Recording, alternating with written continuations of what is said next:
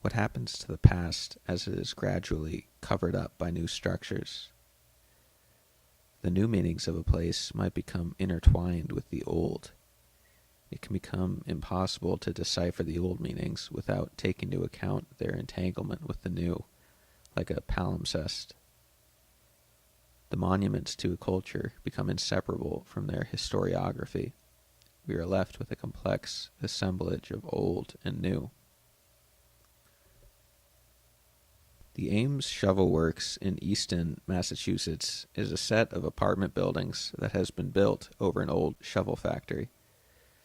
The company it once housed rose to prominence in the 19th century, becoming an indispensable supplier of shovels during both the gold rush and the Civil War.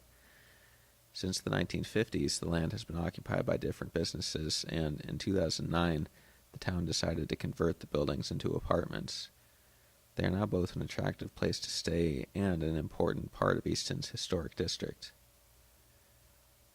Although the building is officially a commemoration of Easton's past, the question of the building's historiographical meaning remains open.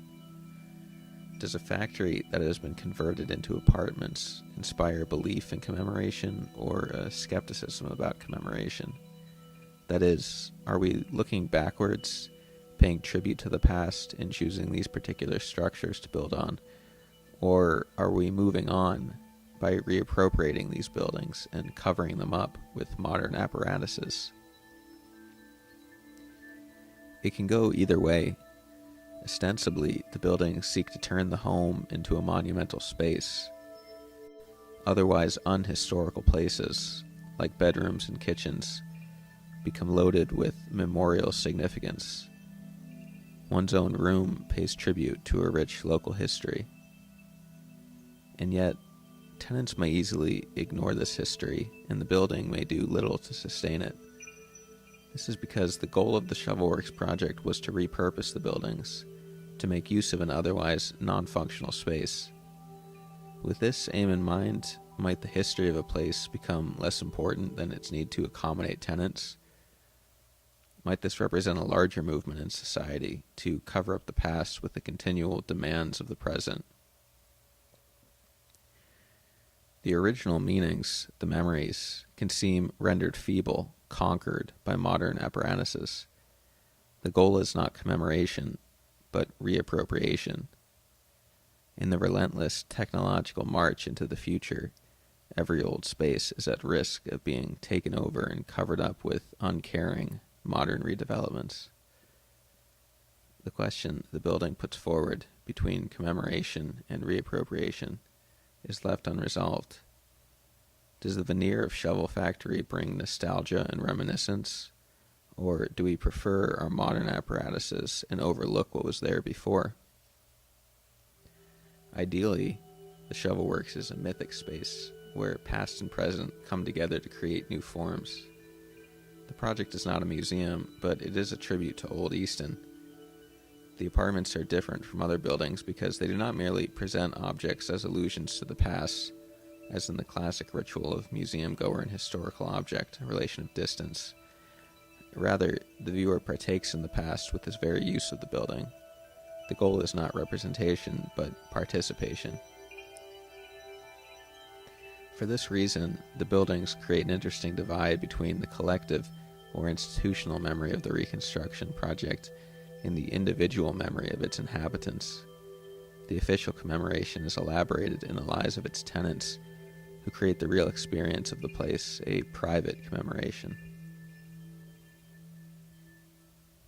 At stake in the material history of the Shovelworks is an opposition between the symbolic and the functional.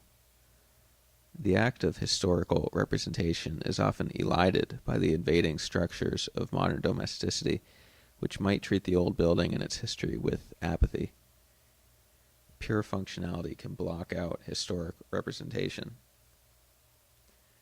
Another structure I found seems to make the functional its primary objective. Little historical documentation is available for an old warehouse on Washington Street in Norwood. The building, an impressive old factory or warehouse, has been taken over by a storage company. which uses its facade to advertise the logo and its interior to house storage lockers for paying customers. Taken simply, the building represents an interesting history of storage, from the warehouse storage of an industrial economy to the storage locker of the personal consumer. Taken with the shovelworks, we find an anthropology of human habitation through residence and storage. But this is only a passing impression. The real purpose of the building, despite its antiquated exterior, is to store the belongings of its customers. The choice of an old warehouse building seems an afterthought. If an unhistorical but cheaper space were available, we can assume the company would have reappropriated that instead. Here the past is truly covered up. No one seems to care about the history of the building. It has been lost in the urge to meet present demands, functional demands. The signs of the space company are jarring, a bright green that stands out and clashes with the old and weathered background of its edifice. Our attention is drawn to the signs, not the building.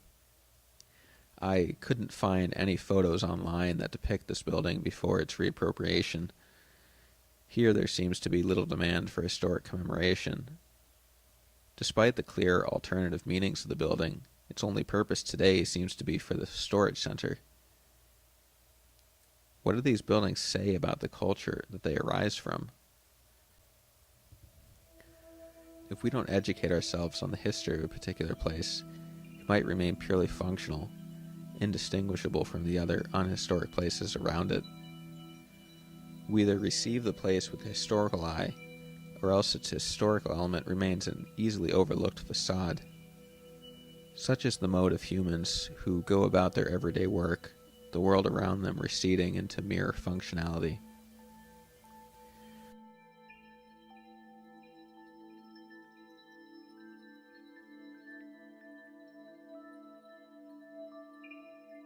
Cultural critic Frederick Jameson says that in the years after high modernism, the past became a blank, neutral pastiche, a set of depthless, empty illusions and imitations, outlines that no longer hold the conviction and energy of their original moment. He describes a simulacrum, a prevalence of exchange values generalized to the point at which the very memory of an original use value is effaced. Is this what has happened to the old shovel factory or the warehouse? Is their commemoration a mere empty signifier? Amongst these buildings, I wonder whether the modern reappropriation pays tribute to its original residents, or whether it serves as a symbol of its being covered up, of the original now rendered useless. Is this a part of a larger movement in the 21st century? A movement that changes the forms of the past into forgettable symbols, there to be taken over for new purposes, usually pecuniary gain? In contrast to the factory apartments and the warehouse storage center is an old mental hospital in Medfield, which has remained vacant and unoccupied for many years now. Filming this large swath of land made me think of a ghost town. The mental hospital closed in 2003 and has remained unrebuilt. It makes me think of old-time medicine when inventions like antibiotics and x-rays were first coming into prominence, radically changing the state of healthcare. Of the days before a large government bureaucracy re-envisioned the system to be defined now by insurance. At the same time, we haven't changed very much at all. The sticks still go inpatient. There are still hundreds of beds, offices for doctors and nurses, closets for medication, all essential to any hospital these days. And we still suffer the same disorders and diseases, now perhaps under a new name, perhaps treatable with new pills, but still the same old problems of mental illness. I can't reuse these buildings for new purposes. I can only admire them for how much they still look like they did during their heyday throughout the 20th century. Perhaps these buildings represent some sort of ideal of historicity. The past is here, completely and perfectly unadulterated. Nowhere do we debate the merits of reappropriation, of leaving the mark of the present day on these structures of the past. These buildings are completely untouched by historiography. There is no imposition of the present. They are rather a time capsule, a journey into a past unencumbered by historical representation, by the ceremonies of commemoration. To journey onto these grounds is to feel the past as alive as it can feel, alive in its very absence, its deathliness, its lack of reanimation. The town of Medfield might decide to take over the land, to turn it into apartments or office buildings. Who knows how this might erase the past? Even if they preserved original structures or put up memorializing placards, the emphasis might easily fall on modern-day purposes, the past covered up. With the demands of functionality, the liveliness I felt in the place could disintegrate into a new aura, the aura of reappropriation. Or, if it were designated a historic site, with placards that commemorate it, old and new would entangle each other. The historicity that the grounds captured would transform into historiography. The memory place would become a monument. It would become self-conscious of its history.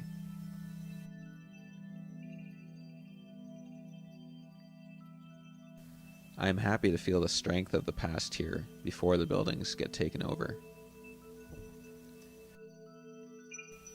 I learned on this land that the past might come through more strongly when it is left unwritten upon. On site, there isn't any official commemoration of the buildings, the way you might have at a museum. There are no signs declaring their historical meanings, no tour guides to show you the grounds. But perhaps because of this, somehow I feel closer to the past while walking the dilapidated pathways between buildings. This isn't a personal appreciation, but one that discerns the town of Medfield as it used to be, an appreciation that brings me closer to the community of Medfield, an institutional and a collective commemoration, not an individual commemoration. The history of the place washes over me effortlessly, and I realize that every structure is beautifully historical, even when there is no ceremony commemoration, probably because there is no such ceremony.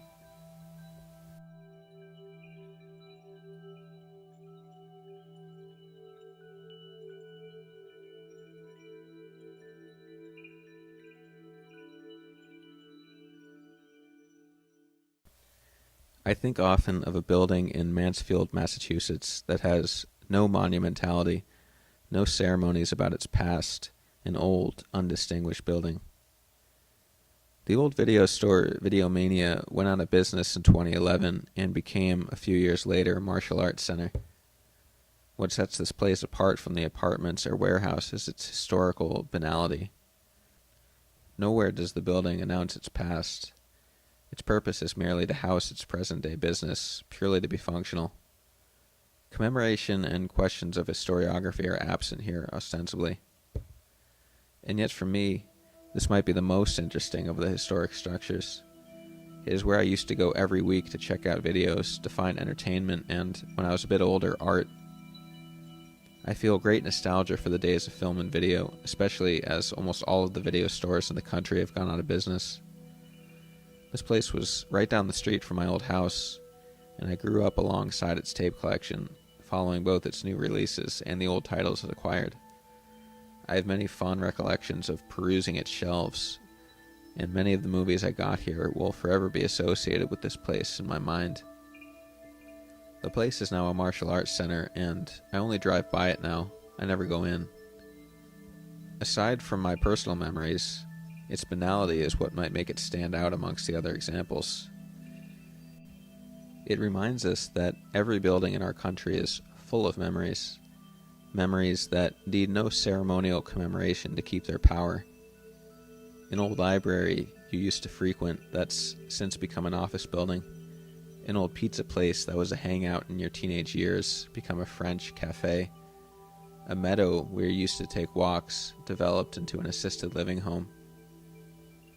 None of these buildings are designated as historic sites, and yet to individuals they are ripe with significance. Each is a monument to the ordinary, a testament to the fact that a place needs no official commemoration in order to exemplify historic progress. For memorials lie oftentimes in the most individual of places.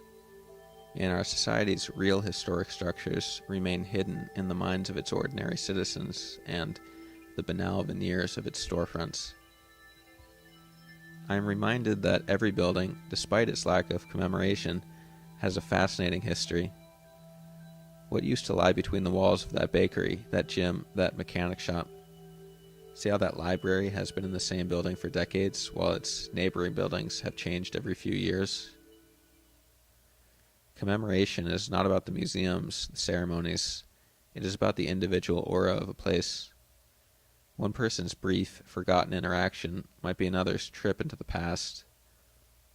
I feel lucky just to walk into a building and know it has been here long enough to be appreciated. Historically, memorialization was reserved to the highest classes and not to the common people. Today it is the common, undistinguished landmarks that might represent the great mass of social memory as they appear in the minds of individuals. At stake is symbolically or historiographically represented group memory on the one hand and individual lived memory on the other.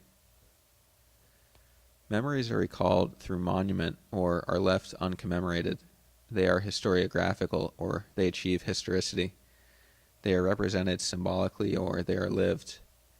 They are communal or individual. When it comes to the demands of a town, I realize we might need commemoration just as much as we need purely functional buildings. For what happens to a present that ignores its past, except descent into cold, machine-like, undistinguished uniformity? Memories might be in the most unlikely and banal of places, and yet they help give a community its lifeblood. It is the task of the present to let the past have its due.